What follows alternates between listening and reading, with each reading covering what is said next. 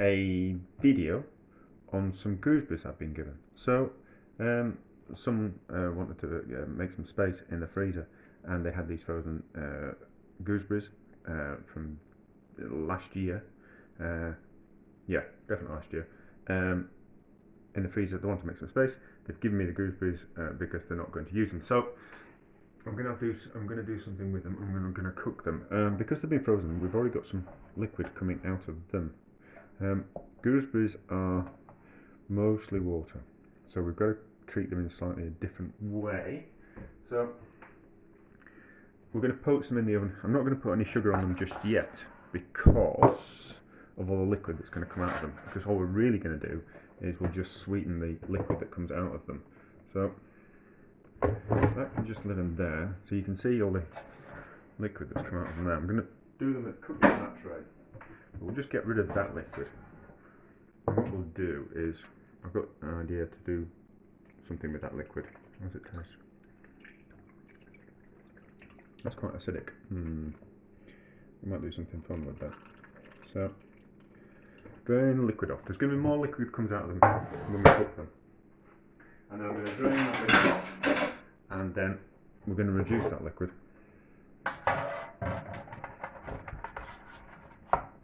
And then we're going to sugar them now. So into the oven with a piece of foil over the top, 150 degrees, just gently, and then more liquid will come out of them and it will cook them. They just make everything. I'll turn them into a crumble at some stage, but it'll just be a really wet crumble if we were to put a crumble over the top, a crumble mixture over the top of that, or a gooseberry pie.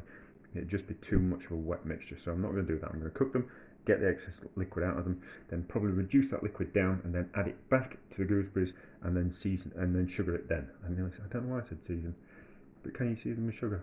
Probably. But that's the way I'm going to do it. So, tin foil, or aluminium foil on the top, and then in the oven until they're nice and soft and cooked all the way through. Yeah, so if you cook them in a pan on top of the stove, they're quite delicate, so it just tends to break them up and they just turn into mush. Whereas if we cook them in the oven gently, they will keep their, hopefully keep the shape. They might shrink a bit, but they'll still keep their shape. If we move them around the pan, it's just going to turn them into mush, which is not what I wanted. So they are cooked, and lots of liquid has come out of them. And we haven't broke them up either, so we just need to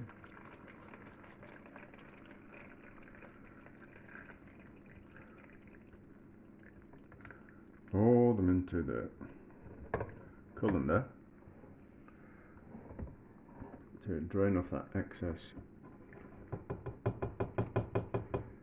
liquid, and then we'll reduce the liquid down.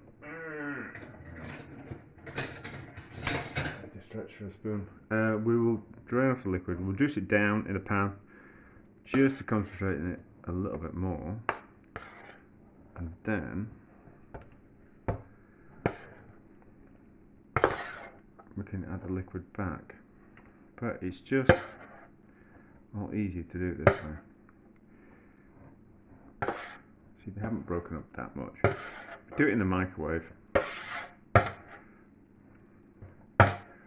It boils them and we just break them up.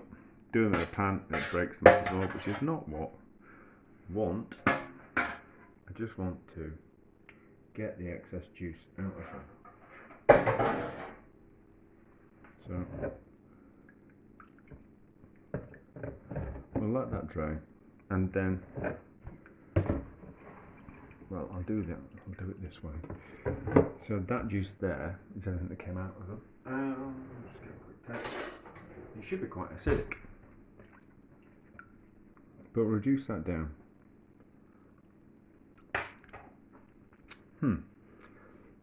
So I think I'll reduce that down to a quarter of what it normally is, and then we'll add some sugar to that, and then we'll add that back to the berries. Well, there's going to be more liquid that comes out of those as they slowly drain. we'll take the whole amount of liquid, I'll reduce it down to a quarter of what it normally was, and then we'll kind of see what we can do with that. I think I have an idea for it, actually. But reduce it down by a quarter. I'll save some of it, add some sugar to it, so we get like a syrup, and then add that to the gooseberries, and then that's what we'll be able to make gooseberry crumble out of. And it'll, yeah. So,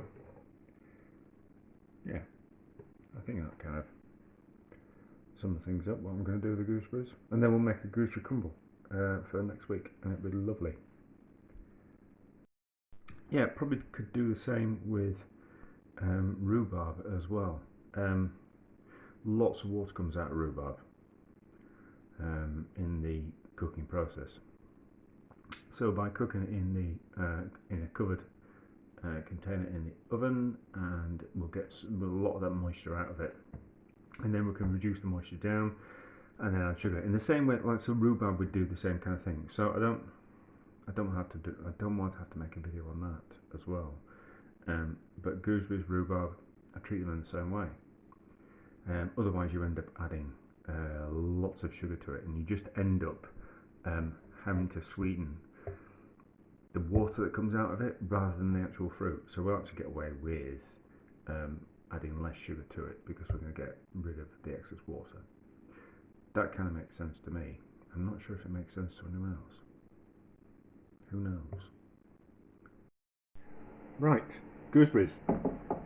Most of the liquid has come out of the gooseberries, just a little bit of liquid in the bottom, but that means that we're not going to have a wet crumble when we make it. So, probably should weigh how much gooseberries are there, and then how much sugar we're going to put in. I'll pause, I'll be back. Right, I stopped recording. So, there's about 1.8 kilos of gooseberries. I've added about 450 grams worth of sugar, give it a stir around, and the juice that I reduced from the gooseberries. I reduced it down to about a quarter of what it originally was, just to intensify the flavour of the gooseberries, not kind of wanting to lose any kind of flavour, but just getting rid of that excess moisture. So that's all now combined. We'll just give it another taste. Some more liquid will come out of those gooseberries, but not the kind of that huge amount of water that comes out of gooseberries. And they're going to stay relatively whole.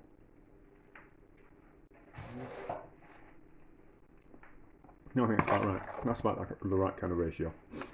So they can just be put into a dish with the crumble mixture on top, and make a lovely crumble.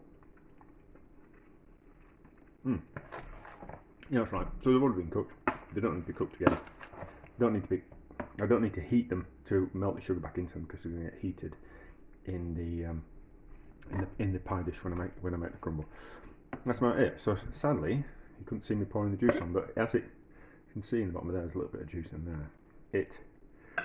It caramelised and slightly oxidised as you reduce it, so it just changes colour a little bit, but it's a nice colour, you know. But it's just not. It doesn't reduce clear, if that kind of makes sense. Anyway, so if your gooseberries are frozen, don't waste the water that comes out of them. You can make a lovely posset, which I did with some of the juice, which was really nice. There's a video somewhere. It'll be under desserts and puddings, I think. Well, might be a while before it kind of comes out, because I've done a lot of posset videos. Anyway, I didn't want them all to kind of like sporadic. I wanted to all come out at roughly the same time. So yeah, that's it. So gooseberries can be a bit wet, but you can drain off the liquid, reduce the liquid down, add that back to the gooseberries, and then add some sugar, and then you've got a better filling for your crumble or pie.